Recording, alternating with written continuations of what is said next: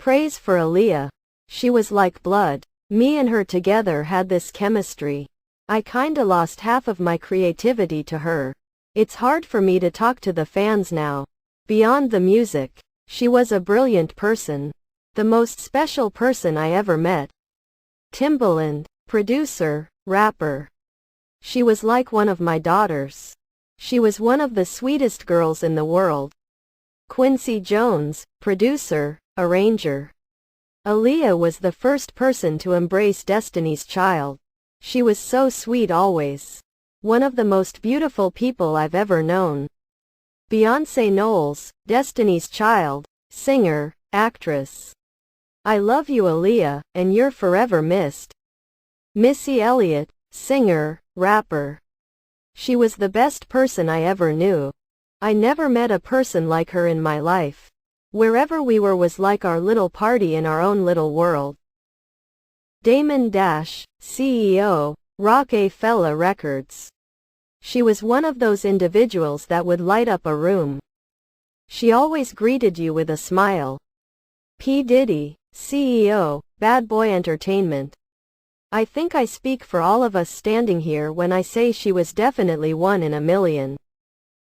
Genuine, singer. One day we will be together again. Janet Jackson, singer. I watched Aaliyah grow up, though she was ours for only a short time it was. I love Aaliyah and I will miss her for the rest of my life.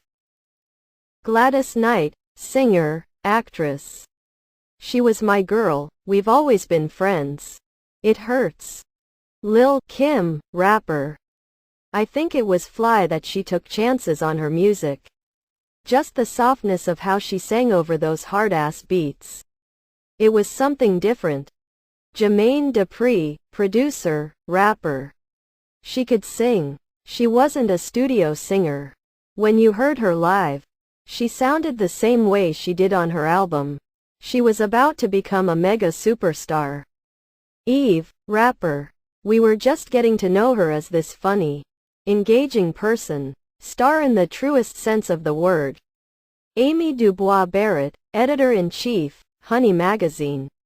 Aaliyah changed the game forever and left a path hard to follow. She was the Josephine Baker of our time. As a singer she inspired me to always take my lyrics to the next level. Her confidence empowered women through her music and cradled the fear of rejection for men. She will never be forgotten. Every time her fans exhale the memory of her spirit, she inhales life, forever being a part of time, embodying her music through many like myself. Khalilah, singer, songwriter, youth spokesperson, the Stay Strong Foundation. Publisher's note. I am a fan. A true fan of Aaliyah's who has danced to, listened to, sung to and been mesmerized by the lyrics and her vocals floating through the beats floating. Soaring above the electronic music as a whisper in your ear going deep into all of our souls. When Kelly Kenyatta and I first discussed working on a book about Aaliyah, we began the discussions based upon a love and admiration for her music, her drama, her mystery, her spirituality, her essence, her love of life. This was in early 2001. By July 2001 we had finished the manuscript. Her album was dropping and we anticipated the next level of her career and wanted this book to be a celebration of her life. We all thought that sweet girl would be with us forever and that we would have her talent and her many artistic abilities forever to enjoy. Events transpired and Aaliyah is no longer with us. We shelved the book and waited for our hearts to heal. Our hearts have still not healed. And yet we play her music and remember this fun-loving, wonderful human being. So this book remains what it was always intended to be, a celebration of a great talent and a celebration of the life of Aaliyah. God bless Aaliyah, and God's blessings to all of you. Tony Rose. Publisher, Busta Books. Aaliyah, an R&B princess in words and pictures. By Kelly Kenyatta. Dedicated to the families and friends of Aaliyah and her fellow colleagues who perished in flight. And to her millions of fans. She lives on in our hearts. In the midst of working, I know how to have fun. Enjoy your job. You should wake up every day and love what you do. And I honestly do. From the bottom of my heart. To the depth of my soul. Aaliyah on MTV. Contents. Introduction. Chapter 1. A Star is Born. Chapter 2. Young Aaliyah finds a mentor. Chapter 3. Aaliyah meets R&B hitmaker R. Kelly. Chapter 4. Aaliyah becomes R&B sensation. Chapter 5. We Are Family. Photo gallery. Chapter 6. A Songbird spreads her wings. Chapter 7. Sunset. Aaliyah, her spirit lives on. Remembering Aaliyah. Aaliyah's discography. The plane crash investigation. About the author. Introduction. Aaliyah, Aaliyah, means exalted one, someone of great nobility and esteem. In her 22 years of life, Aaliyah Dana Houghton lived up to her name. Her talent, grace, poise, and beauty elevated her among the highest ranks of entertainers.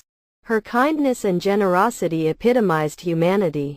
Born into a family with show business members, the singer-actress couldn't remember a time when she herself was not interested in performing. A lot of parents look at their children and wonder how they can make them stars.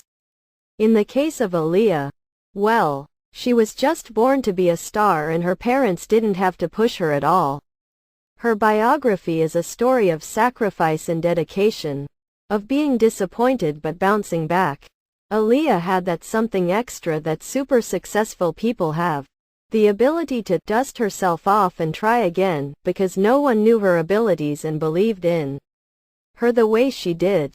Her biography is that of a very driven young girl who developed her skills and made a great start for herself when she accepted the help of her family members in the business, her legendary aunt, Gladys Knight, and her uncle Barry Hankerson, a music industry executive.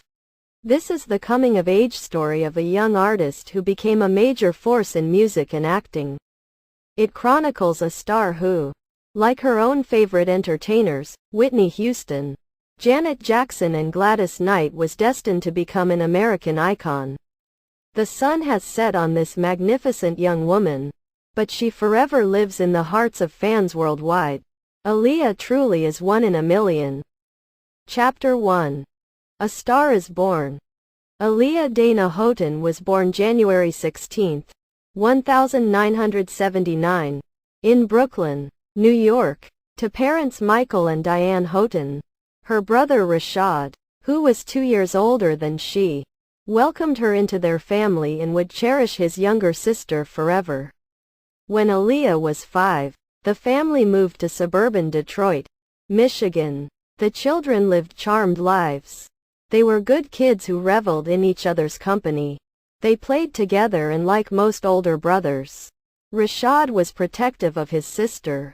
She looked up to him as he exhibited creativity and an interest in movies at an early age.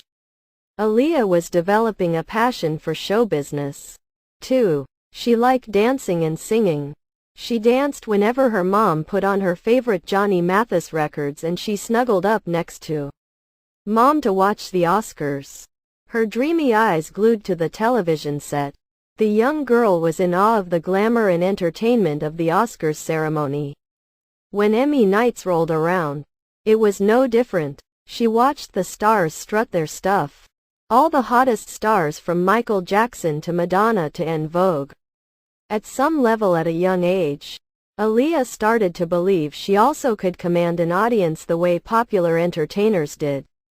Even before she started school, she began performing. "I'd sing at the drop of a hat," she has said, looking fondly back on her early years. While her parents did not urge her toward entertainment, they supported her. "When I told my parents that I wanted to go into entertainment, they were with me all the way," she said. "They're the ones who shuttled me back and forth to my vocal lessons." Diane and Michael were there for their daughter when she expressed interest in acting in her first play in first grade. The production was Annie. Aaliyah didn't get to play the leading character, but she didn't mind. She was excited to have the role she got because it afforded her a speaking line. She walked onto the stage and delivered her line as though she was the star of the show. Her family beamed with pride, and she was convinced right then and there that she would do a lot more acting. When relatives and friends of the family found out what a talented ham she was, they requested her to perform at weddings. So there she would be, singing her 8 or 9-year-old heart out to songs like Ribbon in the Sky by Stevie Wonder, or something from Whitney Houston, like The Greatest Love of All. In addition to the Oscar and the Emmy ceremonies, Aaliyah found another TV show she loved, and that was Star Search. Hosted by Ed McMahon, the show featured some of the most promising undiscovered performers in the country.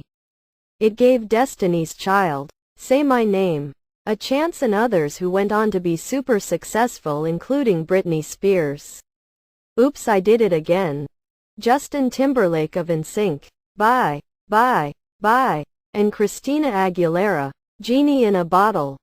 Aaliyah also would be introduced to the nation by Star Search. She walked out onto the stage and into the national spotlight and sang My Funny Valentine. She did a great job, and the audience cheered and cheered, but the competition was fierce and Aaliyah lost, just like Destiny's Child and other acts who went on to become successful.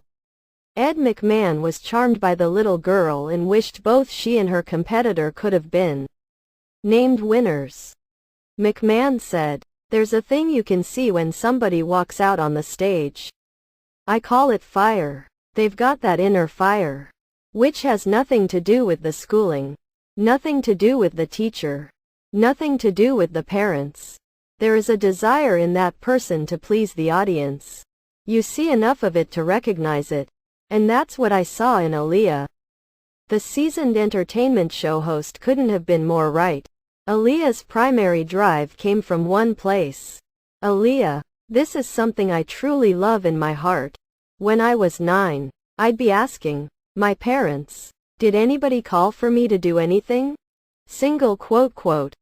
Aaliyah had gone from performing for her schoolyard peers to performing for millions of television viewers on Star Search in 1990.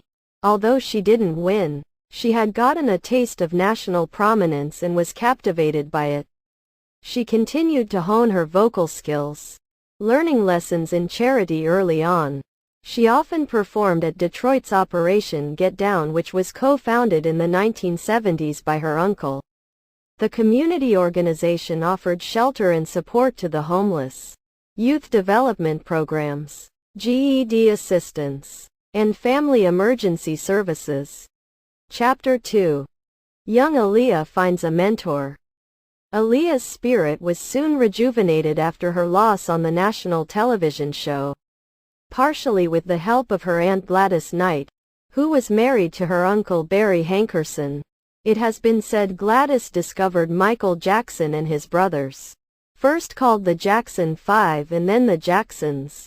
She undoubtedly knew talent when she saw it, and she saw it in the preteen. In return, Aaliyah deeply admired her aunt for being one of the biggest R&B stars in the business.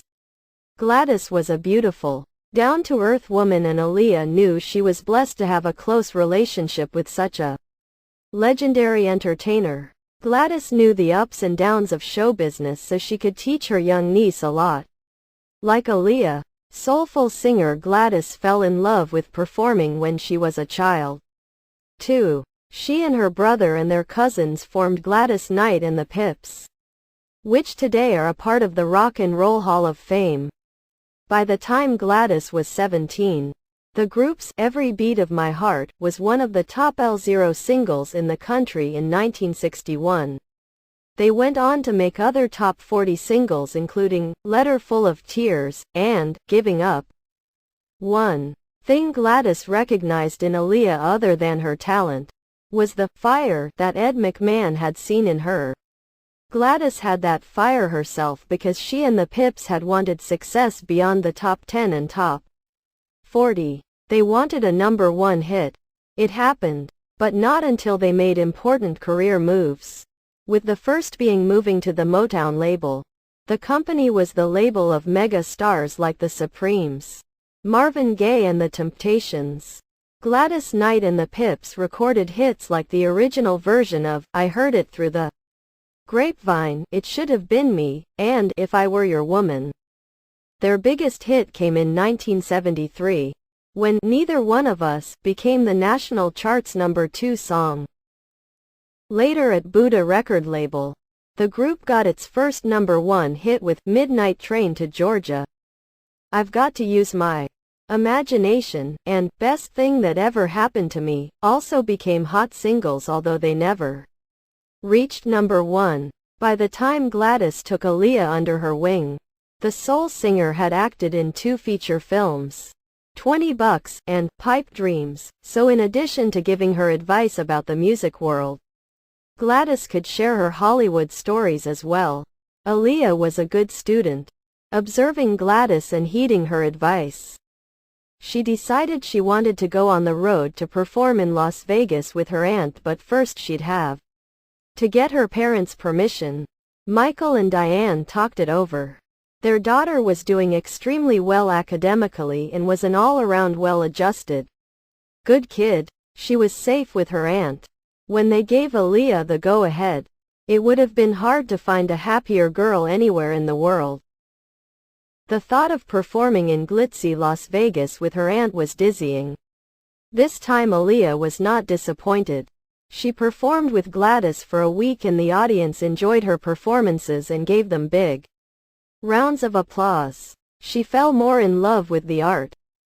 She learned from her aunt about making music from the heart. Gladys' creed is, I don't do something if I don't believe in it. Even with the lyrics of the songs. She writes, she's a stickler. I try to paint a picture in my mind rather than think up words that rhyme, she has said. She says she is very much aware that her music touches people's lives, so she is careful what she sings. Gladys has even gone so far as saying that every song she performs has to touch her emotionally and spiritually in some way. She says she could not do a song she didn't feel good about. Even if it was a hit, it just wouldn't be a hit for me, she said. Aaliyah, though always fiercely independent, listened intently and observed a superstar in action. And not only did her aunt succeed as an artist, her heart was good. Gladys had been a lifelong philanthropist, it seems. Whether discovering new talent, sharing her wealth and knowledge with friends and family, or helping strangers through charitable contributions to causes like the NAACP, battered women, child abuse, hunger prevention, and homelessness. The list goes on. Gladys' long and exhaustive list of honors include recognition by the NAACP Legal Defense Fund as a Black Woman of Achievement and the Congress of Racial Equality for Creative Achievement.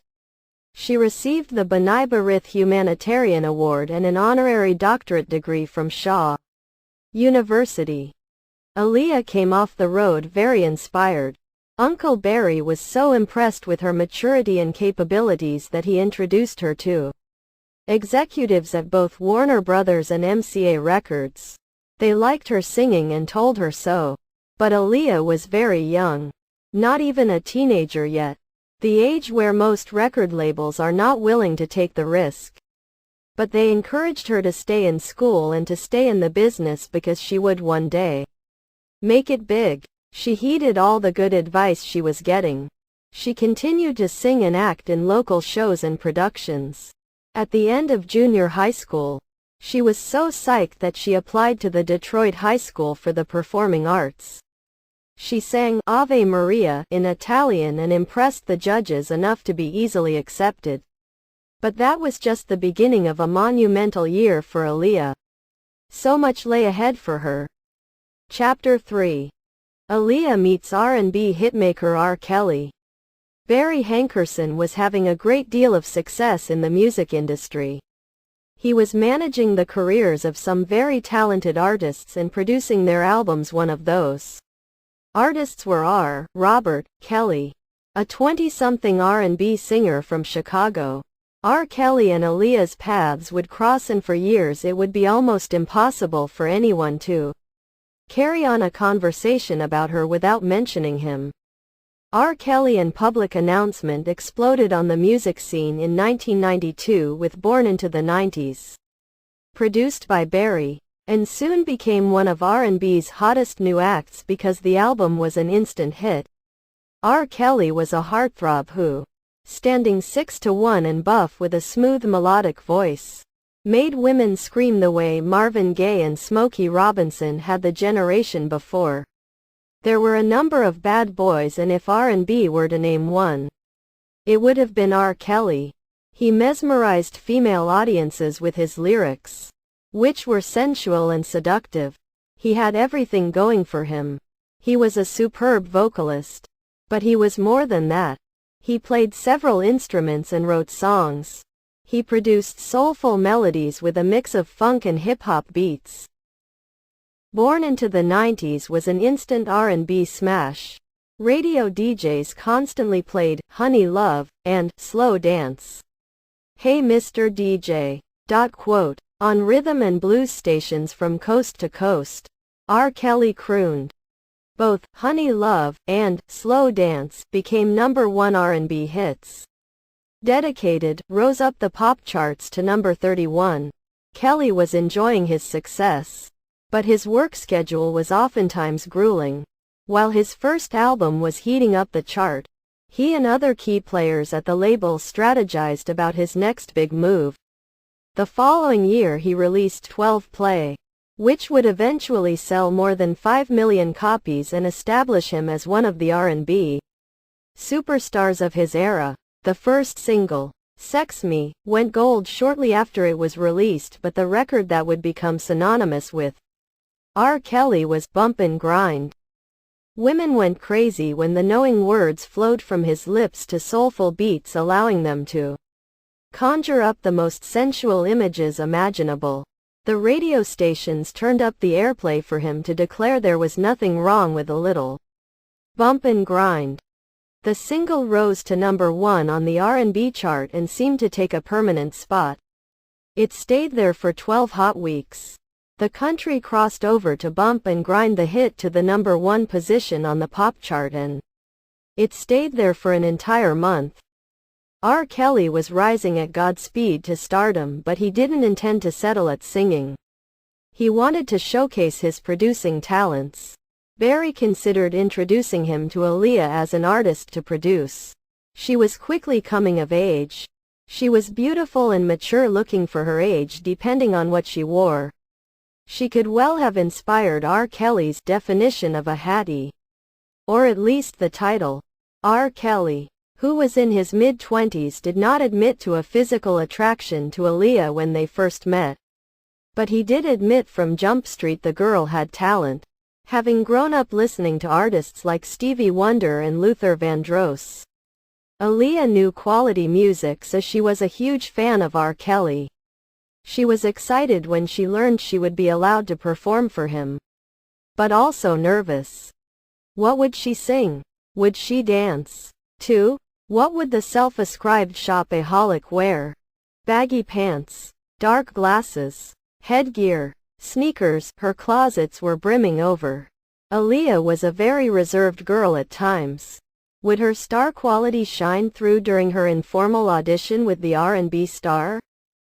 R. Kelly, who appeared to be a confident Casanova on stage, could also be very reserved.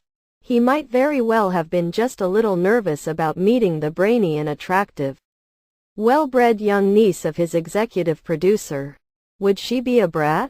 If her performance stunk, how would he let her down without offending her? One thing for sure, he wasn't going to tarnish his newly gained reputation as an R&B superstar by endorsing weak performers. The day came for R. Kelly to cruise over to Detroit and meet Aaliyah. If she were shy that day, she overcame it. She decided to sing without the benefit of instruments. Her lone, sultry voice filled the air. She sensually sung the low notes, sassed her way through the middle range, and forcefully delivered the upper octaves. Her innocent, dreamy eyes attentive to R. Kelly. She performed for him as though she were performing for a crowd of 50,000 in a grand arena. She fascinated him from the beginning of her song all the way to the end. When she finished, he was so impressed he could declare but one thing. Aaliyah Houghton had perfect pitch and he wanted to work with her as soon as possible. I knew she had something special before she even started singing, R. Kelly said. Once she sang for me. That was just an added plus. Immediately I wanted to work with her, get to know her and become friends. As for Aaliyah, she was so happy she could have cried. Rashad was excited for her because she was happy. The two of them delighted in the moment. Her brother was always full of creative ideas, so she knew she wanted his input in her recordings. Aaliyah would spend a lot of time with R. Kelly during 1993 working on her debut album that would be released the following year. When some people heard about them working together, they asked, "What's a nice girl like you doing hanging out with a sex on the brain Casanova like him?" People think he is always the same as the sexy performer they see on stage. She responded, "They think of him as the guy who sings sexy music. But that's just one side the people see." She saw another side, which was just a really sweet guy. Aaliyah maintained her family did not for a minute worry about her and R. Kelly. The pair had tremendous chemistry in the studio. Aaliyah was still somewhat shy. When she felt like everyone was watching her, she asked that the lights be turned down. No one had a problem with a little idiosyncratic behavior as long as it brought out her best. She closed her eyes and R. Kelly fed her the lines. She sung every line with everything she had. He coached her and worked with her during long hours while they recorded songs like Age Ain't Nothing But a Number. It seemed the two were joined at the head when it came to creative matters. He took into consideration everything she told him and she admired his talent and appreciated the direction he gave. She put her soul into every line of every song. Like a seasoned professional, she willingly sung the songs over and over until they resulted in sheer excellence. They laid down track after track. Back and forth, "I'm so into you," and "No one knows how to love me quite like you do." After countless lengthy sessions in the studio, Aaliyah, along with R. Kelly, with Barry Hankerson acting as executive producer, finished her 13-track debut aptly titled Age Ain't Nothing But a Number. She had proven that that was certainly true when it came to working hard and producing good music. She had thrown down like the best of them. When she sung the lyrics, "This lovin' I have for you, it'll never change," the object of her passion might well have been her music. Chapter 4. Aaliyah becomes R&B sensation. Age Ain't Nothing But a Number was released in 1994 and Aaliyah gained instant attention with R&B lovers throughout the country and in other parts of the world. On the national chart, her hot first single, Back and Forth, jetted ahead of R. Kelly's Your Body's Callin', Madonna's I'll Remember, and Janet Jackson's Any Time, Any Place. Produced by Kelly. Quote, "I still remember how nervous I was right before Back and Forth came out," the singer said. "It was my first single, and I kept wondering if people would accept it. I was surprised when it shot up the charts as quickly as it did. I was very grateful and I'm still grateful to my fans. When it went gold, I had my answer, and it was just such an incredibly satisfying feeling." The album landed in the pop charts top 20 shortly after its release. Aaliyah was on her way. She was in her sophomore year in high school when her career took off. Walking through the corridors of the building and chatting with her friends, she reflected on what it all meant. She had made great friendships but wasn't able to cultivate them as much as she would have liked. Her career took her out of the classrooms much of the time.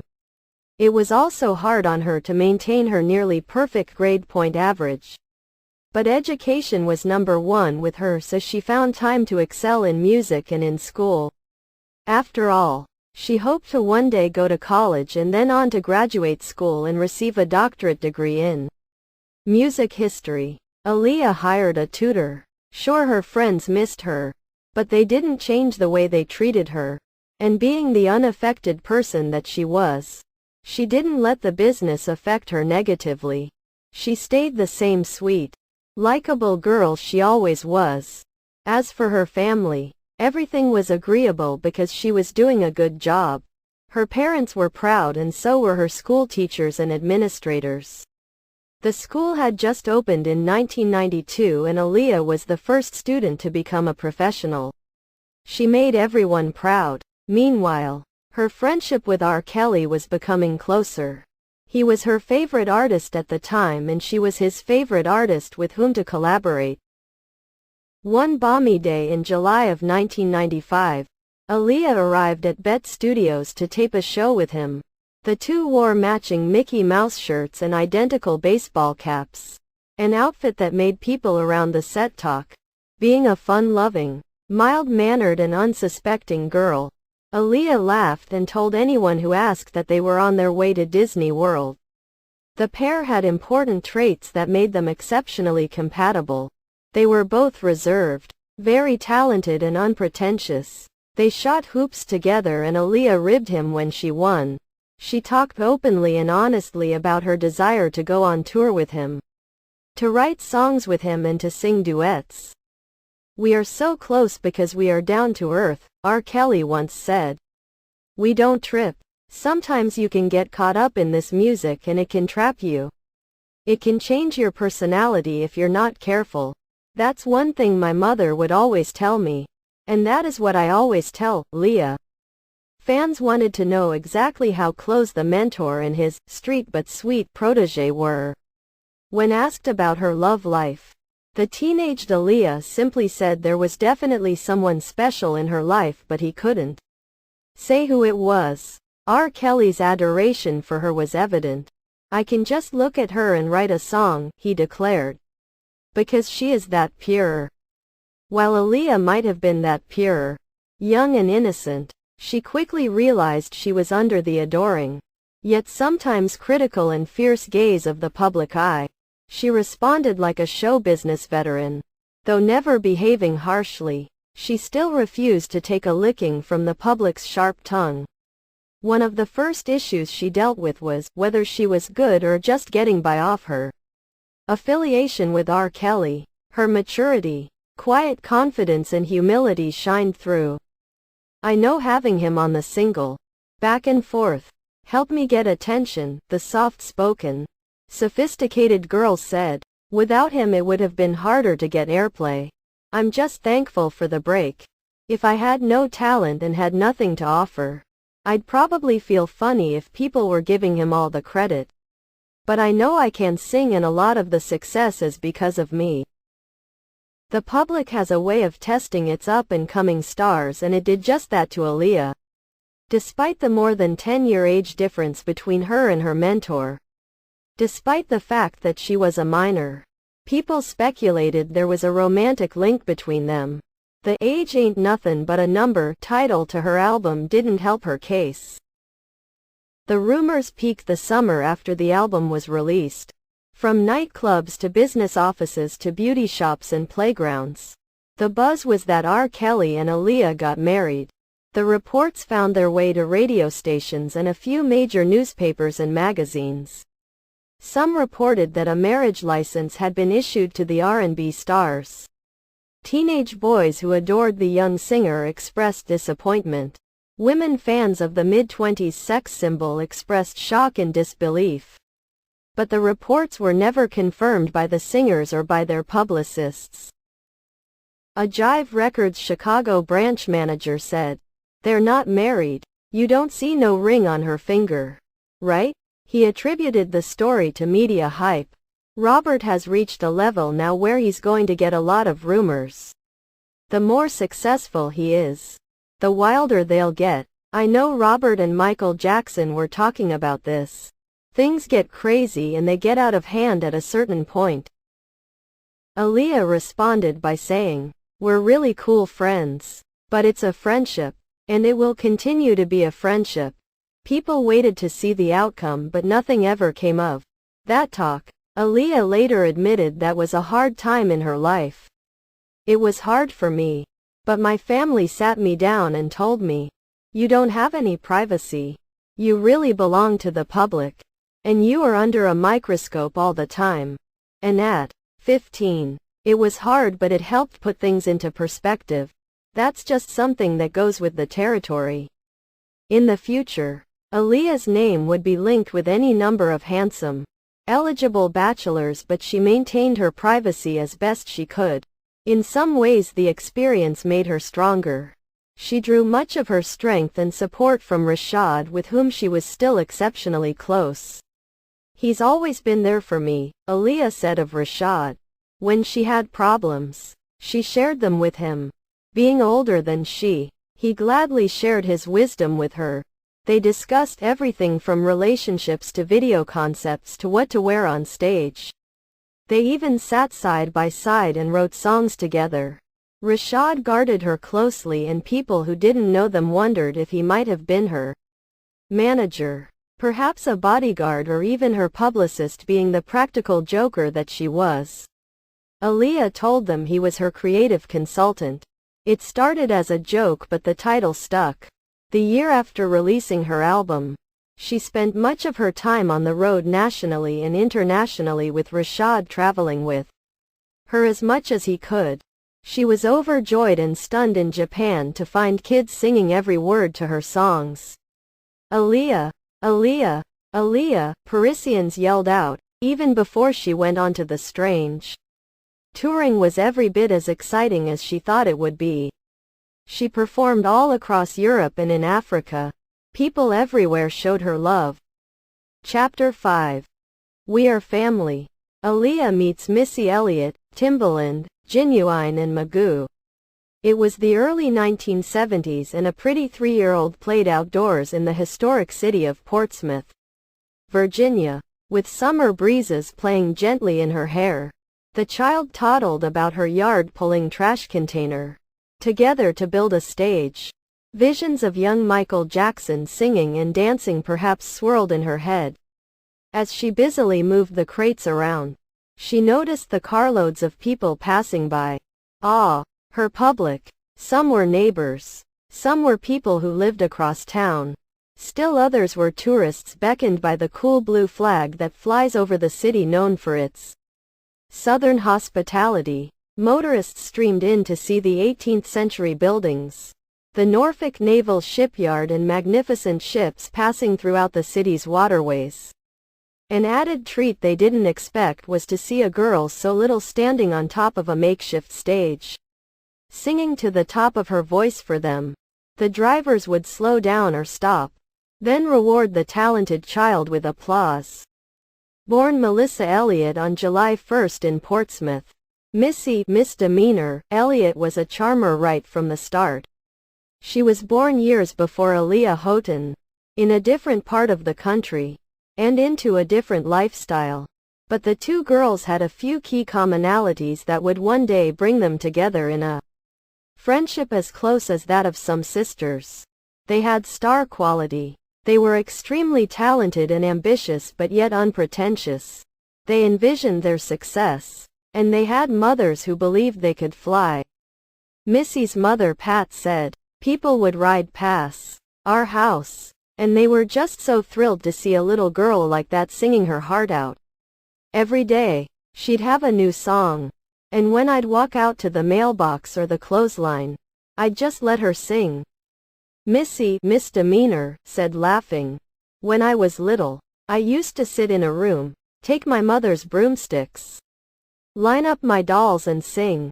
In my mind, I pictured them screaming for me. I would go into a whole other zone." In school she focused on her music and even took up the French horn in junior high. She wrote letters to Michael and Janet Jackson. While she sat in her room with her schoolbooks open, she had visions of the Jackson siblings coming to her school and whisking her off to make her a star. But she maintains that even then, she was willing to work hard. She knew that if she ever did get a big break, she would have to be prepared. Missy formed a girl group by junior high school, wrote love songs and won local talent shows.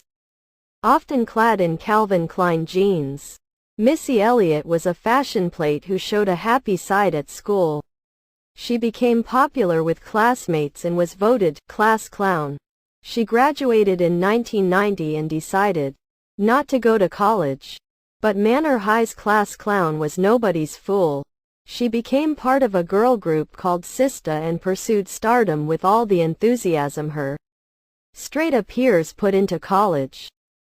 The Sista girls got their first big break when they finagled a backstage pass at a concert and met Devontae Swing of Jodeci. Missy and her fellow members went all out to make him notice and remember them. It worked. Missy persuaded Devontae to let Sista audition.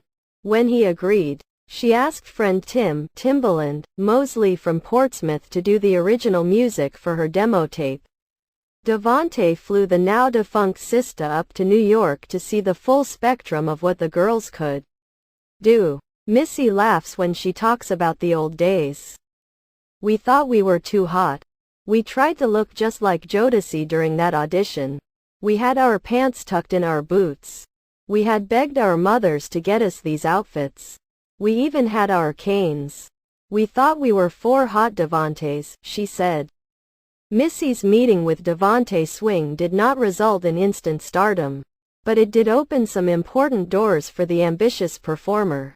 For one, she met some of the most talented hip-hop and R&B artists in the industry, including Ginuwine and Busta Rhymes. Sista also was able to land a record deal with Elektra, and Missy wrote most of the songs on the album. The group released a popular single she wrote entitled Brand New, but sadly, the album was never released. The girls eventually split up after a string of disappointments. Meanwhile, the ultra-talented Missy kept right on pursuing what she knew best. I never wanted to do anything but music, she said. I felt I had a God-given talent and I'd get my foot in the door some way.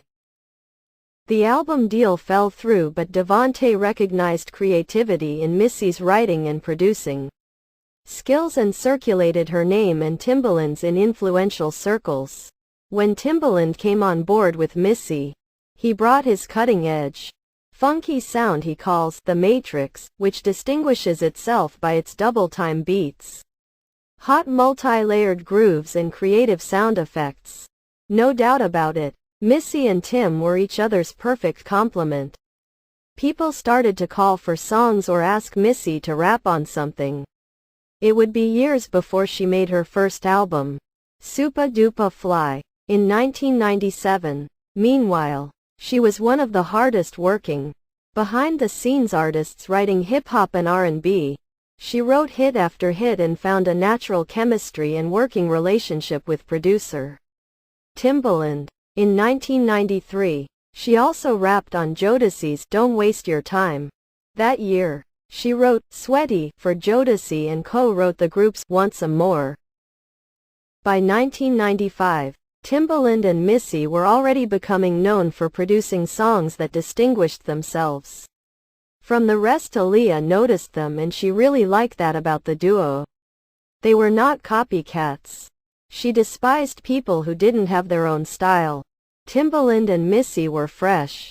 When Timbaland, on rare occasion, chose to use other people's music to mix with his own, he still went with the unexpected, like the theme to a television show instead of a one-time top record. Aaliyah spent some time enjoying the fruits of her successful Age Ain't Nothin' But a Number album. But she soon decided it was time to move ahead in her career. She teamed up with Missy and Timbaland and the three of them hit it off. Missy and Tim were working with R&B singer Ginuwine.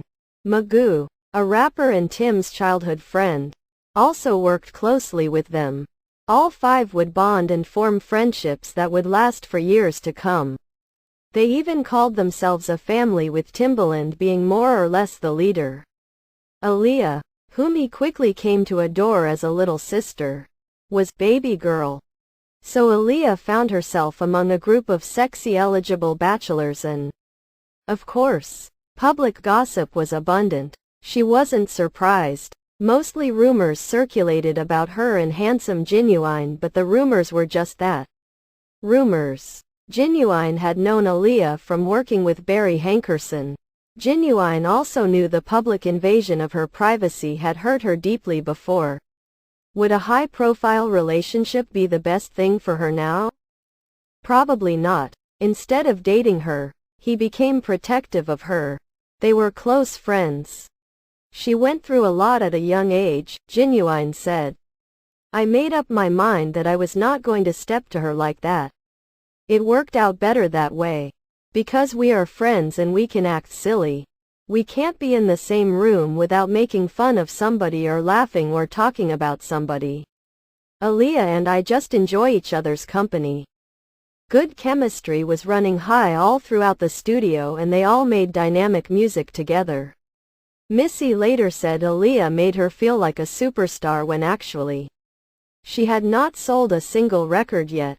Missy was the main writer on more than a half dozen of Aaliyah's songs and Timbaland was the main producer. He crafted complicated beats and introduced intriguing sound effects, like crickets chirping on one track and giggling babies on another. Missy wrote super hits that included If Your Girl Only Knew, 4-Page Letter, Ladies in the House, and Hot Like Fire. Aaliyah's new album would be rich in diversity and moods because they used the contributions of a number of talented young producers. Rodney Jerkins and Jermaine Dupri weighed in, as did KG, Vincent, VH, Herbert, Craig King, J. Dibbs and Daryl Simmons. 1 in a Million was released in 1996 and Aaliyah was especially glad to be working with her brother. Rashad was by that time a film major at Hofstra University, so he was able to skillfully and creatively put together the concept for the video for 4-Page Letter. 1 in a Million was selling twice as quickly as her first album. Music critics even gave Aaliyah much of the credit she deserved. They praised her for her talent, poise and maturity. They compared her to the already super famous Janet Jackson, for whom Aaliyah had a lot of respect. She indeed displayed a newfound artistic self-assurance. The Los Angeles Times wrote, "The 17 tracks offer no shortage of great material, ranging from the teasingly witchy, If Your Girl Only Knew, to the gently poignant, 4-Page Letter." Between the songs, Aaliyah's self-assurance and production from a variety of young sources, all of this album's winning elements are right on the money. Aaliyah said, "From the start, I wanted the creative control and the freedom to make decisions about which direction I'd take this album. I wanted to put more of myself into the music. But at the same time I didn't want to just flip the script on everybody. First time around, I was still getting my footing. This time I just wanted to give it my all and take some chances." All facts of her life were in order. She was still maintaining excellent grades in school. Aside from that, she was faced with the typical question that the average high school kids were faced with: whether to go to prom and if so with whom. Being the clothes horse she was, she looked forward to picking the perfect outfit to wear. Unlike the average high schooler, she was performing on television, in concerts, and she was traveling the world. She was having a lot of fun. R&B and hip-hop were influencing America as much as ever, and it left its mark on millionaire designer Tommy Hilfiger. Kids couldn't get enough of his red, white and blue fashions that were athletic with a streetwise edge. Snoop Dogg and TLC and rock stars Mick Jagger and the Rolling Stones sported his fashions. The new designer's star roster rivaled that of Gianni Versace. When he put together a national roadshow touring America to promote his new Tommy Jeans range, his cast included hot girls like Aaliyah and Kate Hudson. Although she had what it takes, the singer didn't aspire to becoming a model. She was just having a good time. Sunglasses were her trademark right from the beginning. She had dozens of pairs with uniquely stylish frames. She picked out fly new ones every time she traveled. She saw the Tommy affiliation as a way of having fun with fashion while promoting her music. Aaliyah still loved performing more than anything, so she was excited to be a part of live performances. She had a blast at the Budweiser Superfest in Houston the fall of 1997. She was part of an all-star lineup that included Dru Hill, Genuine, Mary J. Blige and Bone Thugs-n-Harmony. The whole crew was into tight music and good fashions. Genuine took to the stage wearing a black fedora and pulling off dance moves of his music idol, Michael Jackson. Mary J. Blige delivered soulful melodies and her set was especially exciting to watch. Mary J. changed clothes more than 5 times. Her backdrop included 4 lampposts and a bridge. That night she sung a lot of hits from her latest album Share My World. The crowd mellowed when she soulfully delivered, I Can Love You Better, Not Gone, Cry, and You Are My Everything. Fans cheered her on and showed her a lot of love. Bone Thugs-n-Harmony was one of the top-selling rap groups, so members set out to live up to their reputation. They went way out. They hung a huge skull at the center of the stage. Smoke and sound effects turned the atmosphere of the concert into a haunted house. Aaliyah loved anything far out and silly, so she was having a great time listening to the explosions and screams. She enjoyed the music, too. The group was at its best, delivering hits like Ruggish Thuggish Bone and Come Into My World. Aaliyah worked the stage during her half-hour set wearing baggy pants and a chic attitude. She sung Back and Forth, Hot Like Fire, and 1 in a Million, and fans were on their feet throughout the show. But she wasn't all about just having fun for herself. She was a giver with commitments to various causes, including breast cancer and Alzheimer's disease. She especially loved children and rose to the challenge of accepting the job of role model. So when she was invited to President Clinton's program, Christmas in Washington, where he thanked the Children's National Medical Center for the outstanding work they do on behalf of children, she readily accepted. She stood among a throng of famous people including Hillary and Chelsea Clinton, Glenn Close, Shirley Caesar and Hanson. She listened attentively as the president spoke. More than any other holiday, Christmas is for our children. We revel in their excitement. We rejoice in their growth. We renew our pledge to help them make the most of their God-given gifts. It all began with the miracle of a child, born in a manger, who grew to teach a lesson of peace that has guided us for 2,000 years now. It continues to light our journey toward a new century and a new millennium. Every child is a miracle, and it is for their futures that we must all dedicate ourselves to work for that universal, timeless vision of peace in every nation, in every community, and, most important, in every heart. May the magic of Christmas be always with you. Aaliyah was moved by that experience. It further strengthened her resolve to give wherever she could. The more popular she became, the more kids looked up to her. She accepted that challenge as well. I belong to the public, so I am expected to serve as a role model, said the humble, charismatic entertainer. Everyone is looking at me and I work very hard at being a positive role model. But I am only human and I do make mistakes. I also advise that those who look to me as a role model look to their parents, too. They really should be the primary role models. Personally, professionally and spiritually, Aaliyah was on track. She had accomplished so much. From going to prom to graduating to multi-platinum career success. Still there was more to be done. Aaliyah had another gift that needed to be shared. Her acting. Photo gallery. The Aaliyah we all knew and loved. The sweetest girl in the world. Aaliyah working it with one of her backup singers at the Newark Symphony Hall, 1995. Aaliyah with boyfriend Damon Dash, CEO of Rockefeller Records at Jay-Z's Mother's Day dinner. Aaliyah with Kadada, Quincy Jones' daughter. Girlfriends and sisters forever. Don't they look just alike? Aaliyah backstage at the Roseland Ballroom, NYC, with friend Sean, her brother Rashad, foreground, and the mighty Jay-Z, 1998.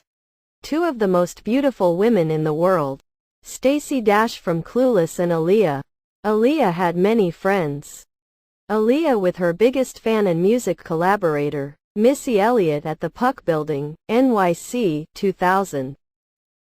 Aaliyah with Missy Elliott, Eminem, and Timbaland at Eminem's 2000 Marshall Mathers album release. Club 151, NYC. Aaliyah down with Ananda Lewis and friend at the Back in One Piece video shoot for the Romeo Must Die movie. Aaliyah, the rising star, with Miss Jones at the 1995 Source Music Awards, Madison Square Garden, NYC. Aaliyah with KC and Mr. Dalvin from Jodeci, rehearsals for Source Awards, 1995. Aaliyah and R&B singer Tank, Blackground Records. Aaliyah and her music boyfriend, Genuine. Aaliyah with Missy Elliott and Jay-Z. Aaliyah, Ananda, and friend having fun on the Black in One Piece video set. Aaliyah, Source Awards rehearsal backstage, Madison Square Garden, 1995. Aaliyah with Big Daddy Kane, backstage at the 2000 Hot 97 Summer Jam, Continental Airlines Arena, East Rutherford, NJ.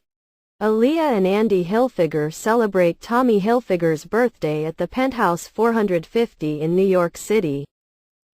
Aaliyah with boyfriend, Damon Dash, CEO of Roc-A-Fella Records in the Hamptons at a celebrity baseball game between Roc-A-Fella Records and Bad Boy Entertainment.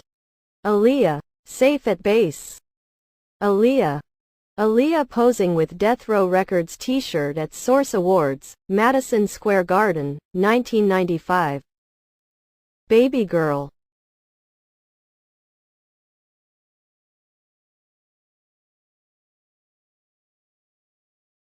Aaliyah, the fashion queen. Missy Elliott and Timbaland. Genuine. Missy Elliott. Chapter 6. A songbird spreads her wings. Aaliyah becomes a movie star. Aaliyah was enjoying a lot of success as a singer, but her ambitious nature didn't let her settle at that. The acting bug bit her when she was a little girl and she was still affected. Now things look to be working in her favor in that regard. 2. Shortly after she recorded Journey to the Past from the animated Anastasia in 1997, she received a call to audition for Elton John's musical, Ida. She auditioned and got called back twice. I have been successful as a singer and that will always be my first love, she said. But to have longevity in the business, you have to branch out. She was putting into practice some of the lessons taught to her by her Aunt Gladys Knight years before. She also received word the people at the Academy Awards wanted her to perform and she could hardly contain her excitement. The Oscars is a show my mother has been watching since she was a little girl, Aaliyah said. I have been watching it with her since I was young, so to know that I'm going to be walking across that stage and singing is incredible.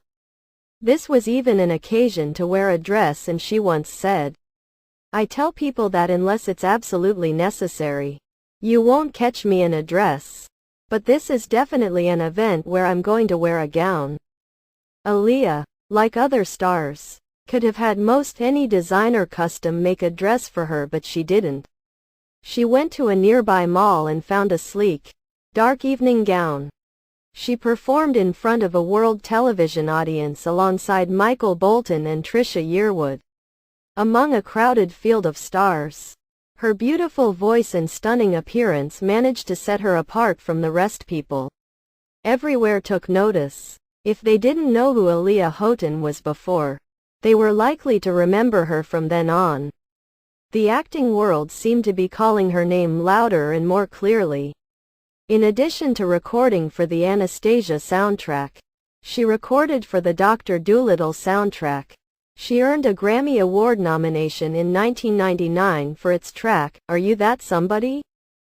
She was reading movie scripts and was handed Romeo Must Die, the story of two powerful and extremely corrupt families, one African American, one Asian, in a war to seize control over Oakland's waterfront.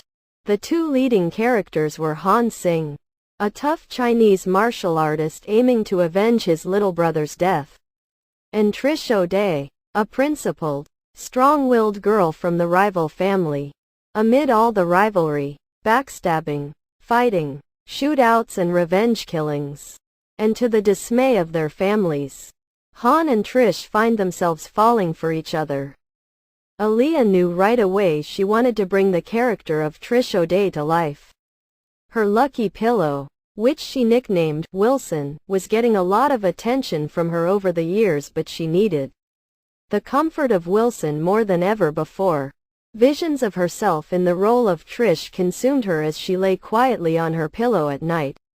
She soon learned she'd gotten the role and was cast next to Jet Li, Delray Lindo, Isaiah Washington, Russell Wong and rapper DMX were also cast. Aaliyah felt lucky to be in the lineup of talented actors. It was an opportunity for her to learn. She decided even her music would have to take a backseat to the movie if necessary. She was nervous about it all, but at the same time she could hardly wait to get to the set and begin work. She found Jet Li very nice and encouraging. It was his first English-speaking role, so she helped him with his accent. Jet helped her with a fight scene, which turned out to be one of the funniest and most exciting clips from the movie. Jet's character was too much of a gentleman to lay his hands on a woman to fight her. So when he came up against a female enemy, he grabbed a hold of Aaliyah's hands and propelled and maneuvered her while she did the fierce kicking. Every single day on the set promised hard work, but gratification. Producer Joel Silver was impressed with Aaliyah's debut performance. He thought her future could be just as bright as an actor as it was as a singer. And Aaliyah had already found a way to combine the two. She recorded Try Again for the Romeo Must Die soundtrack. She exhaled when the movie hit theaters. It received critic rankings from very good to not good. Some criticized the lack of romance between Han and Trish. Others said the script could have been better. But action flick lovers didn't seem to pay much attention to the critics. They turned out in big numbers to see the movie and made it a box office success. Fans raved about Aaliyah's performance and even the critics gave her high marks. She also had a smash hit on her hands with Try Again. The song racked up a Grammy nomination and she received the MTV Best Female Video Award for 2000. For that award she beat out Christina Aguilera, Britney Spears and Toni Braxton. For its Popular Movie Awards, MTV nominated Aaliyah for Best Female Performance and Best Breakthrough Performance Female for her role in Romeo Must Die. The competition was fierce. For Best Female Performance, the other nominees were Julia Roberts for Erin Brockovich, Kate Hudson, Almost Famous, Julia Stiles, Save the Last Dance, and Jennifer Lopez. The Cell. The award went to Julia Roberts.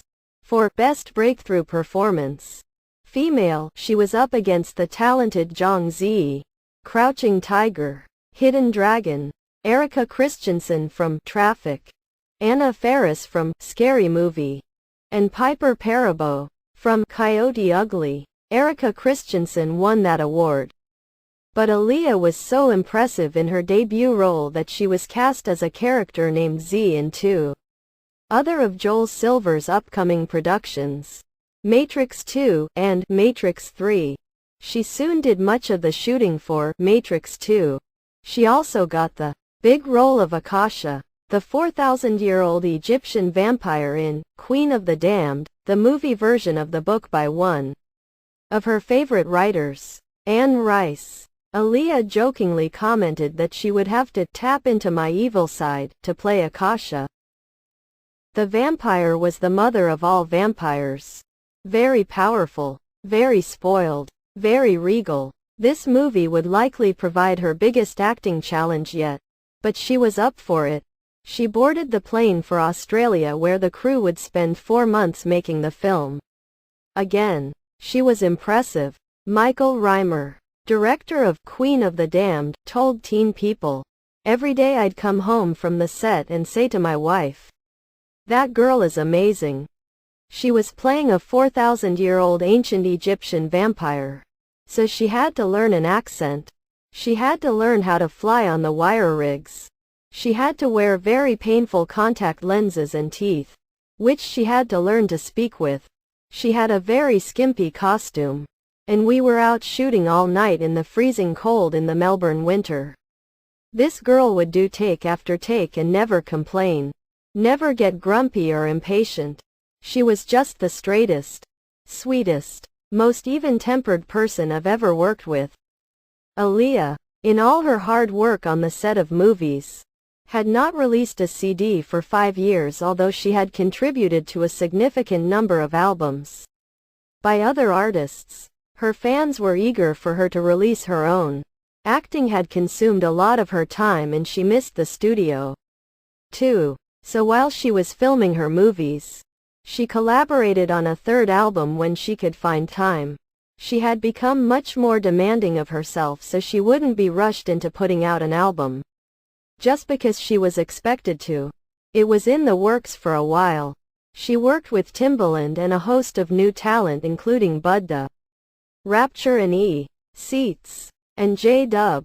Simply titled Aaliyah, the CD contained 14 tracks including We Need a Resolution, featuring Timbaland, Rock the Boat, More Than a Woman, Never Number More, I Care For You, Extra Smooth, and What If. It was released during the summer of 2001 from Blackground Records and made quite a splash. Aaliyah dealt openly with matters of the heart. For example, the hot single We Need a Resolution reached out to lovers who can't seem to make it work. Never Number More dealt with the thrill of love. She tried her voice at Latin pop in Read Between the Lines, and she performed What If to metal beats. Rock the Boat, one reviewer wrote, is a seductive slice of soul to take your breath away, screamed an Entertainment Weekly headline. Aaliyah lets her emotions get the best of her on her ruthlessly romantic new album. The magazine gave the album a near-perfect rating. It debuted at number 2 in the country, second only to Alicia Keys' multi-platinum Songs in a Minor. Other artists in the national top 10 were D12, Stained, Foxy Brown, P. Diddy, Destiny's Child, Jagged Edge, Linkin Park and Corrupt. Aaliyah would go on to become yet another platinum-selling effort. With 3 popular albums, 10 videos, 10 appearances in other artists' videos, a hot debut movie and contracts for more prominent films, Aaliyah had brought her career to a new level. But she knew how to enjoy her social life as well. Over the years, she spent as much time as she could with her friends. She vacationed in Fiji with her super close friend Kadada Jones. When they couldn't be together in person, they hung out on the telephone. Jermaine Dupri recalled in Teen People, no matter how big she was and no matter what she was doing, Aaliyah never seemed like she was too busy to speak to her friends or her family or fans. Me, her, Kadada and Usher used to sit on the phone and have these long conversations. In this industry, we work so much that you don't get the chance to do that type of stuff. I remember us being able to do that. Never talking about the business. Just having crazy conference calls. Undoubtedly, she talked about her relationships with her good friends because she was mum about it with the media. She was now rumored to be dating Damon Dash, CEO of Roc-A-Fella Records. She was smiling a lot. She was happy, but she was still protective of her private life. When reporters questioned her about Damon Dash, a typical answer was, "We are very close friends." She had learned a lesson early on in show business. When asked about the advantages and disadvantages of the industry, She said, "An advantage is that being in this business you get to learn a lot. Experience a lot of new things and can become really successful. And the disadvantage is, of course, a good example is myself having the negative media. People may try to manipulate you and control you, and those things you have to avoid. But if you maintain strong family values and you believe in God, you can be successful. So it's been tough. But I've gotten through it because I stuck with my family and my deep belief in God." Chapter 7. Sunset. On August 25, 2001, Aaliyah had wrapped up a 3-day shoot of her video, Rock the Boat, directed by Hype Williams on Abaco Island in the Bahamas. She and the 58 crew members who accompanied her were excited, having ended the shoot. The filming had gone extremely well. Much of it had taken place in Miami a few days prior and had included risky underwater scenes. A colleague recalled that Aaliyah had tried to breathe with the regulator, but it hadn't worked. With Williams' encouragement, she finally said she would just go in and hold her breath. Everybody watching was so proud of her when she came out. They cheered, and Williams reportedly couldn't have been prouder. He praised her, saying, "That's my baby.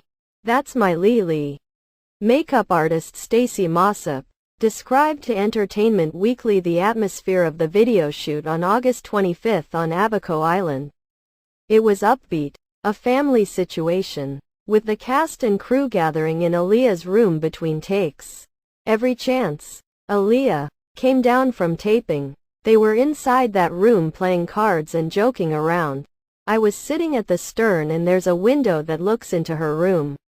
And she was there making monkey faces, pressing her face against the glass." At the end of the shoot, Aaliyah waved goodbye to the crew members on the set who were not on her flight and later arrived and boarded her plane. Her mom's very close friend Keith Wallace, who was like a third parent to her, was right by her side as he so often was.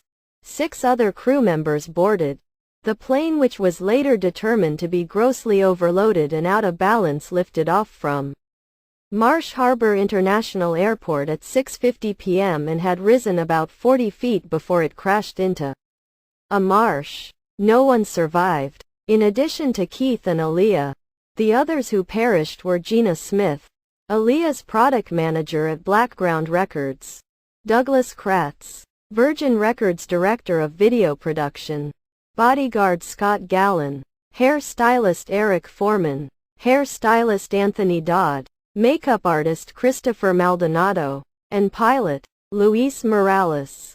3. The news swept the world and fans mourned the tragedy. The outpouring of love was astonishing. Candlelight vigils were held in Aaliyah's honor. Websites were erected as tributes.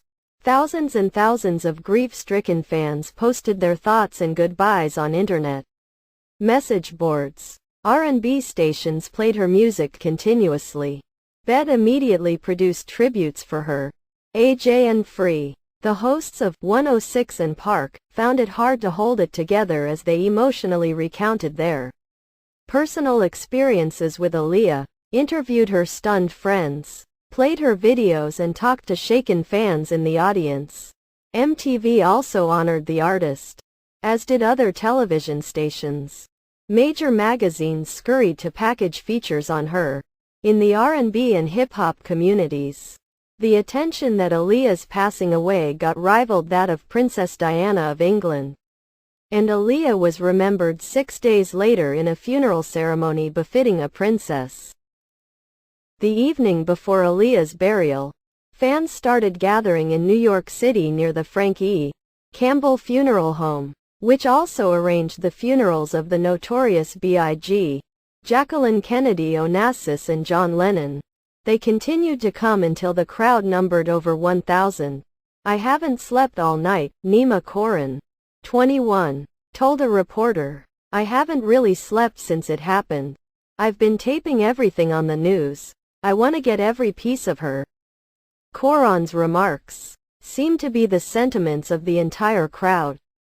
After a public tribute was held, The throng of adoring fans gazed at her rose-covered casket carried in a glass-paneled carriage, drawn by two cream-colored horses. The procession included her immediate family and about 100 other somber friends and relatives. Naturally, Gladys Knight was there, as was Aaliyah's boyfriend Damon Dash.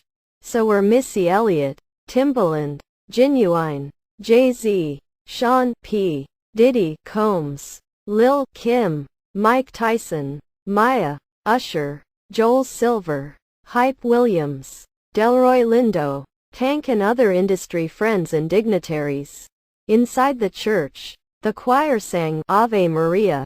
Rashad managed to gather the strength to deliver a touching eulogy for his sister. She had always been there for him, he told her mourning friends and family. And whenever he looked at the sunset, he would think of Aaliyah's smile. When the hour-long mass and funeral service was over and family members again appeared outdoors, Aaliyah's mom wept as she opened a lace-trimmed box and 22 beautiful doves were released into the air. They represented her 22 years of life. Aaliyah Dana Houghton's most devoted fans don't think of ourselves as having lost one of the world's most promising entertainers. We simply believe that at the very moment she passed from this earth, an angel ascended into the heavens. Aaliyah, her spirit lives on. During the months following Aaliyah's death, loved ones and fans were as saddened and mystified as they were the day the artist passed away. A still grieving Uncle Barry Hankerson said many months later, "I never question God. It's just really hard to see the reason for this one. But one thing was clear, and that was that Aaliyah's spirit would be kept alive. No hip-hop, R&B or pop music ceremony was held without remembrance of her in the ensuing months. Fans hungered for her. They petitioned record labels to release her latest music and videos and for film studios to keep any scenes she had done intact." The singer went on to win American Music Awards in 2 categories: Favorite R&B Album for Aaliyah and Favorite R&B Female Artist. She was nominated for a 2002 Grammy Award for Female R&B Vocal Performance for Rock the Boat, while Aaliyah was nominated for Best R&B Album. Talented newcomer Alicia Keys took home the honors in both categories. Aaliyah topped the British music charts with More Than a Woman. She received 3 Soul Train Music Award nominations. Aaliyah was nominated for the 2002 NAACP Image Award for Outstanding Album, and the singer for Outstanding Female Artist. Rock the Boat was nominated for the NAACP Image Awards Outstanding Music Video. She won Outstanding Female Artist. On the film front, rumors were circulating that Queen of the Damned might be a big box office flop and that it would go straight to the video stores. After all, who would want to see a vampire movie starring an actress who had recently died? But the big players in the studio took a gamble and decided the film would be released. The studio called on Aaliyah's brother Rashad to dub over her voice in places where a heavier voice was needed by the vampire, who was thousands of years old. As long as the production was done tastefully, Rashad and the rest of the family didn't have a problem with it.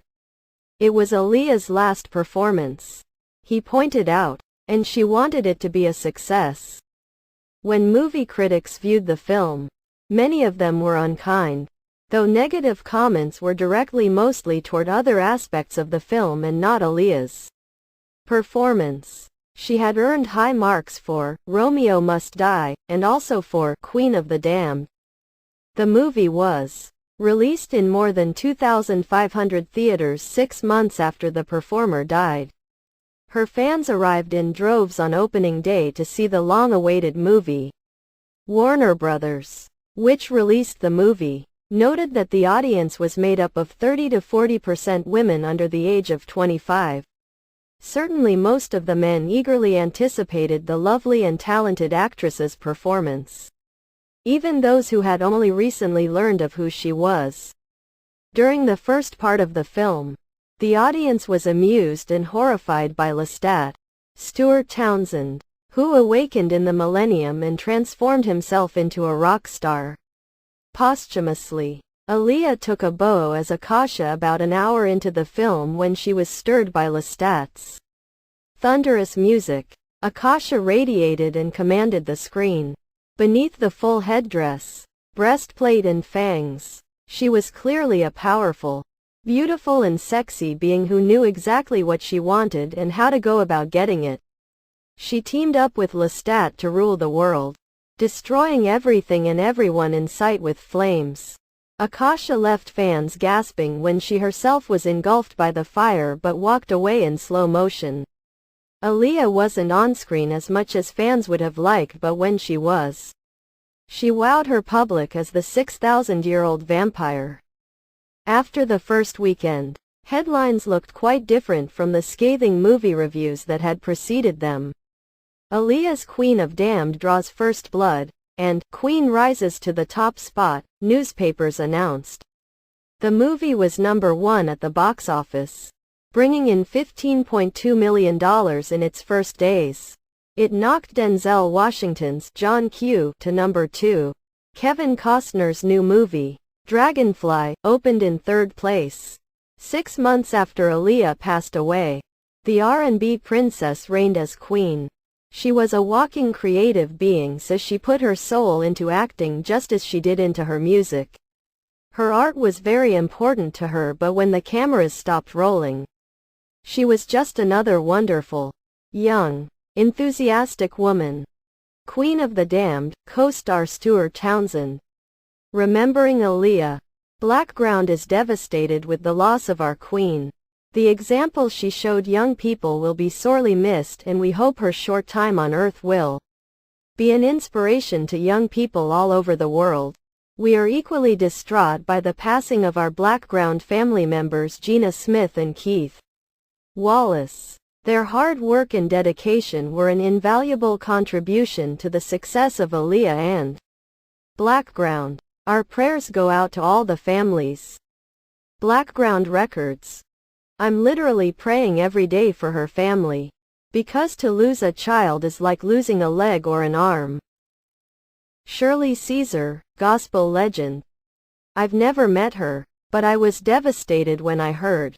I think it touched home with a lot of people everywhere, being that she was so young, so talented and so beautiful. She'll always be a beautiful girl. That will never end. Blue Cantrell, singer. Life is really, really precious. I just want to send out my deepest sympathy and love to Aaliyah and her family. That's the most important thing. Life and appreciating it. Mariah Carey, singer, actress, who was taking an emergency sick leave from the business. She was a reliable, committed, positive and respectable talent who unselfishly gave herself to those around her. She was our pride and joy. Denise Davis Cotton, principal, Detroit High School for the Performing Arts. Aaliyah was a beautiful person, with an exhilarating spirit and a relentless passion for life and art.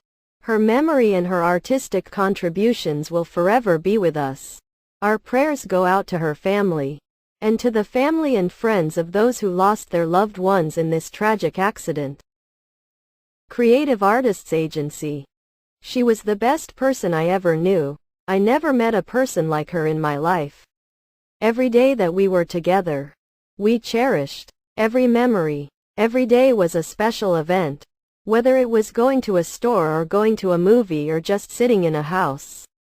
Wherever we were was like our own little party, in our own little world. Damon Dash, CEO of Rockefeller Records. She was one of those individuals that would light up a room. She always greeted you with a smile. Her time was coming. She was just about to explode. P. Diddy, CEO of Bad Boy Entertainment, rapper, clothing line owner. Aaliyah had gone from a household name in the urban world to crossing over successfully through her music and recent film roles. We were just getting to know her as this funny, engaging person, a star in the truest sense of the word.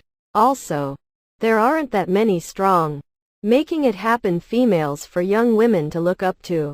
So she was a fabulous role model. She was dynamic, smart, sexy and respected herself, making it on more than just her looks alone. Early in her career, in fact, Aaliyah took pains to not be considered a sex object, hiding under baggy clothes and behind shades. It's only recently that she's revealed her sexy side, and not because she needed to. Amy Dubois Barnett, editor-in-chief, Honey Magazine.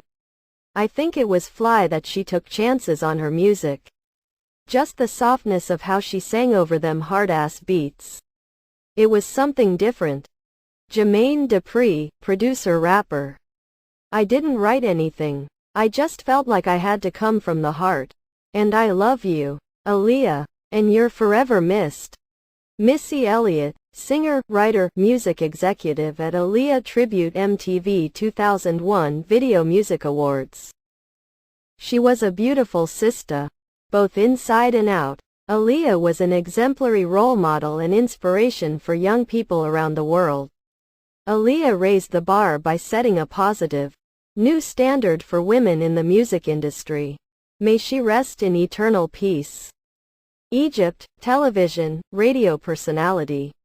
Every time I saw her, she had the same sweet attitude, and she could sing. She wasn't a studio singer. When you heard her live, she sounded the same way she did on her album. She was about to become a mega superstar. Eve, rapper. Aaliyah was deeply loved and will be so deeply missed. I think I speak for all of us standing here when I say she was definitely one in a million. Genuine, singer at Aaliyah Tribute MTV 2001 Video Music Awards. Her death won't seem real for a while. It's mind-boggling to imagine someone who was so full of life, always smiling, being suddenly dead.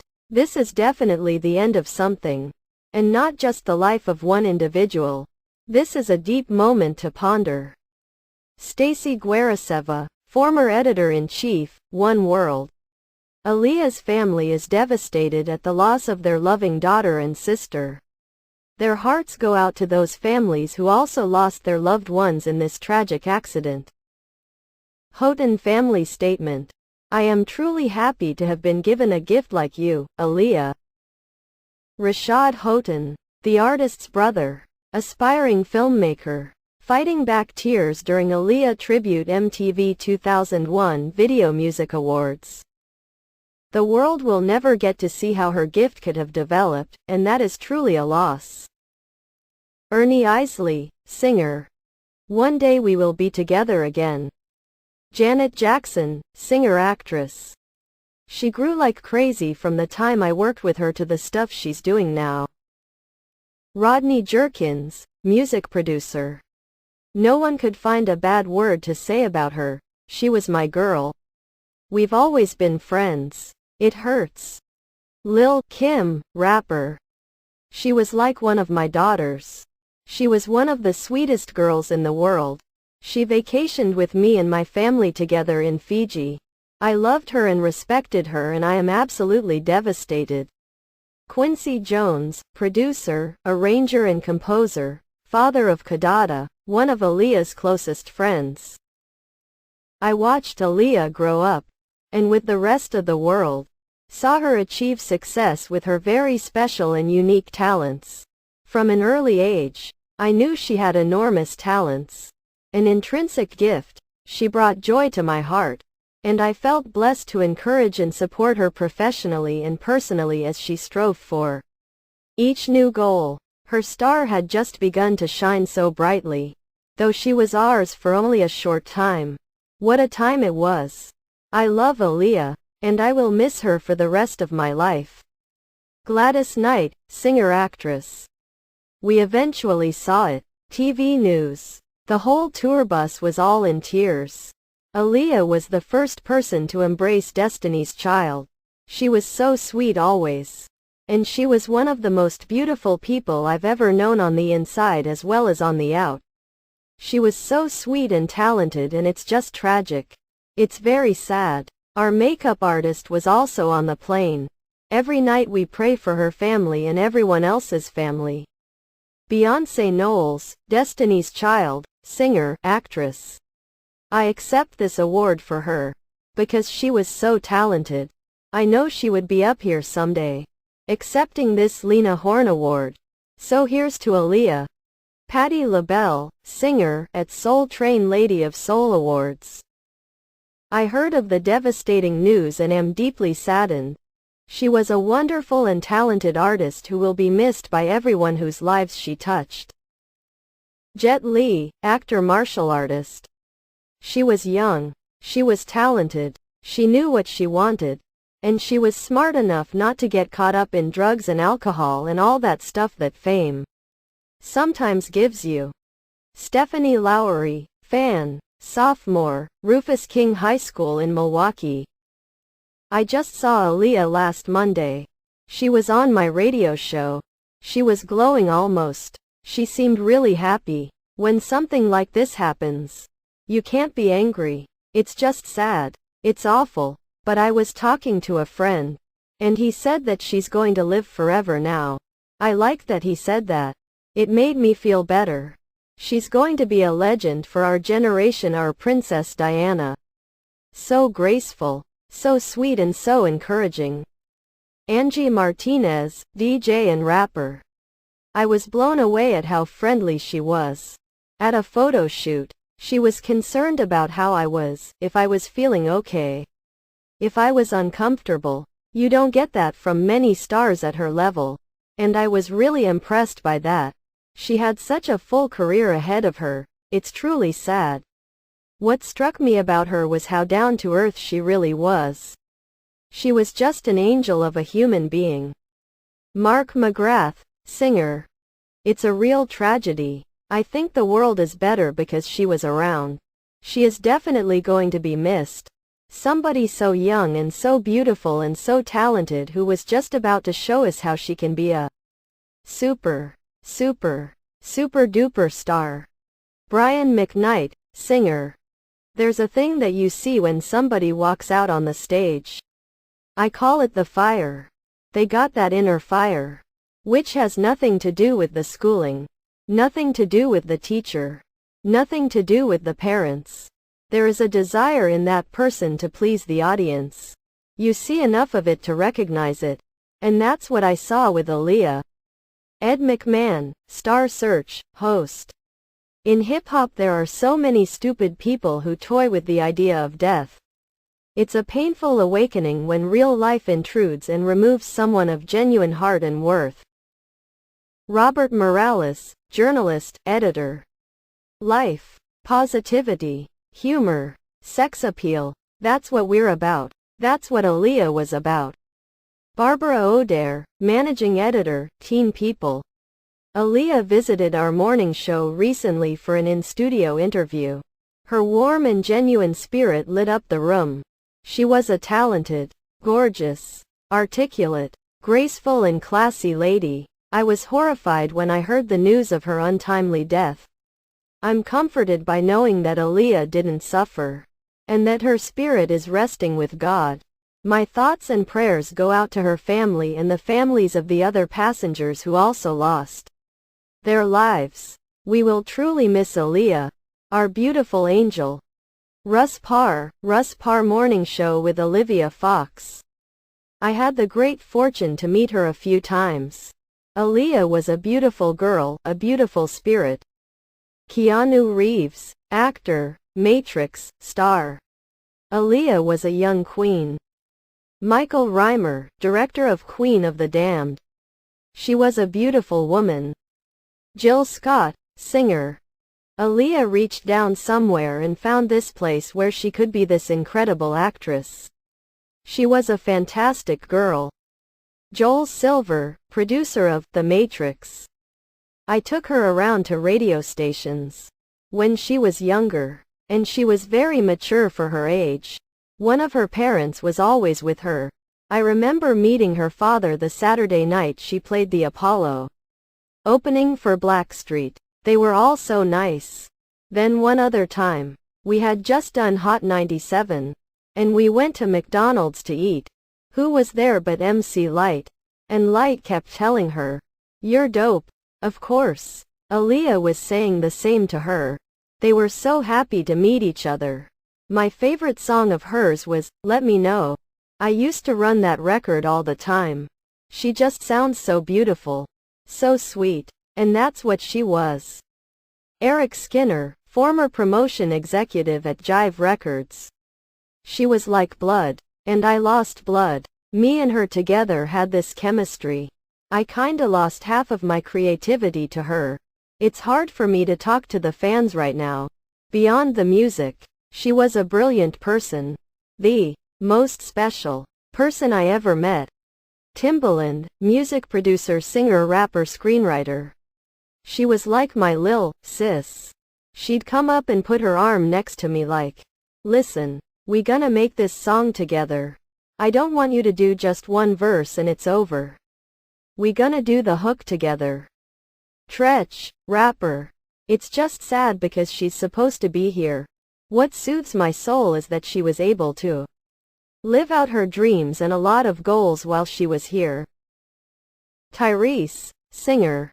The worldwide Virgin family is devastated by the news of this terrible and tragic accident, and our hearts and thoughts go out to all those families who lost loved ones. Aaliyah, one of the world's brightest and most talented stars, will be mourned by all who loved her and loved her music. Her depth and versatility as an artist were matched by the passion and devotion she had for her craft. We extend our deepest sympathies to the family of Virgin staff member Doug Kratz.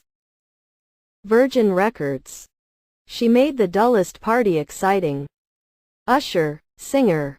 It's always a tragedy when someone so young and gifted dies unexpectedly. But it's especially sad when it's someone who meant so much to so many people. Aaliyah inspired a lot of young people to work hard and be dedicated to what they love. She was smart, worked hard, and didn't give up who she was or what she believed in. She's grown and developed before our eyes, blossoming from a teen superstar who used to hide herself behind dark glasses into this beautiful woman, a multi-platinum powerhouse. It's like we got to witness as she watched her own dreams come true. Who knows what else she would have been able to contribute to music, film, and just life overall? To see so many young people lose their lives is horrible and sad. It's another sad day for hip-hop, the urban community, and the music world. We've yet again lost one of our heroes. Emil Wilbekin, Editor-in-Chief, Vibe. She was a very happy person. She had nothing but love to give to others, and she selflessly shared much of who she was. I don't know if anyone really understands that about her. As a performer, she was one of the best I have ever seen do what she does. Hype Williams, video director. I for one will not be sad or mourn her death, but celebrate her life and be thankful for her gift that's touched so many. We haven't lost anyone, we've only gained an angel. 19-year-old fan from Decatur, Georgia. Read by Janet Jackson on MTV 2001 Video Music Awards. Sources: Bet.com, MTV.com, Milwaukee Journal Sentinel, Teen People, SonicNet.com, CDNow.com, and the Seattle Times. Scholarship Memorial information. Aaliyah Memorial Scholarship Fund. First Independence National Bank. 44 Michigan Avenue, Detroit, Michigan, 48226. Several scholarships will be given each year to provide opportunities for students to attend Aaliyah's alma mater. Aaliyah Memorial Fund. CO Entertainment Industry Foundation. Attention, Marilee Newton. 11132 Ventura Boulevard, Suite 401. Studio City, California, 91604. Phone, 818-760-7722. Fax, 818-760-7898. Email, mnewton@eifoundation.org. The fund will benefit the following organizations: Revlon, UCLA Women's Cancer Research Program, Revlon, UCLA Breast Cancer Center, Memorial Sloan Kettering Cancer Center in Harlem, the National Breast Cancer Coalition in Washington, D.C., the National Alzheimer's Association in Chicago, the Alzheimer's Association of Los Angeles. Awards: American Music Award 2002, Favorite R&B Album, Aaliyah. American Music Award 2002, Favorite R&B Female Artist. NAACP Image Award 2002, Outstanding Female Artist. Miscellaneous: Black Men Magazine Cover Girl December 2000. First place among its 10 Sexiest Women. Among Teen People's 21 Hottest Stars Under 21 in 1999. Aaliyah's Discography. Age Ain't Nothing But a Number 1994. 1 in a Million 1996. Aaliyah 2001. Contributed to Sunset Park soundtrack with various artists, 1996. Young Rich and Dangerous, Criss Cross, 1996. Supa Dupa Fly, Missy Elliott, 1997. Anastasia soundtrack, various artists, 1997. Dr. Dolittle soundtrack, various artists, 1998. Tim's Bio from Da Basement, Timbaland, 1998. Next Friday soundtrack, 1999. 100% Genuine, 1999. Da Real World, Missy Elliott, 1999. Romeo Must Die soundtrack, various artists, 2000. The Plane Crash Investigation. At press time, crucial records were still lacking into the investigation of the plane crash that killed Aaliyah and the other 8 people aboard. Gilbert Chacon, who co-owns Black Hawk International Airways with his son Eric, had declined to come forward. Investigators were still seeking access to maintenance records, pilot training records, and details on how the charter flight, which reportedly was not authorized, was arranged. According to USA Today, the operator of the Cessna 402B charter plane, Black Hawk International Airways, had been cited 4 times in 3 years for safety violations by the Federal Aviation Administration. Also, according to a CBS Evening News report, the FAA confirmed the pilot Luis Morales 330 was not authorized to fly the twin-engine Cessna. CBS and other national media, including the Houston Chronicle, reported that 12 days before the plane crash, Morales pled no contest to possession of crack cocaine, trying to sell stolen airplane parts, and 2 other felonies. The Houston Chronicle reported, the judge withheld adjudication on the condition that Morales successfully complete his sentence of 3 years probation. Had he failed, he would have been found guilty of the 4 felonies. Federal Aviation Administration spokeswoman Kathleen Bergen said the agency was unaware of Morales' arrests. USA Today reported he had a spotless flight record. Pilots are required to notify the agency only of convictions. As of press time, the investigation into the plane crash was still underway. Some of the families of passengers aboard the plane have filed wrongful death suits against the airplane charter company and against Virgin Records. About the author. Kelly Kenyatta is a Chicago-based writer and freelance journalist. She has written for major newspapers and magazines and holds bachelor's and master's degrees in journalism. She is the author of Yes, Yes, Yes, the unauthorized biography of Destiny's Child. You Forgot About Dre, the unauthorized biography of Dr. Dre and Eminem, and Destiny's Child, the complete story. Celebrity photographer Wallach Goshern poses with Aaliyah,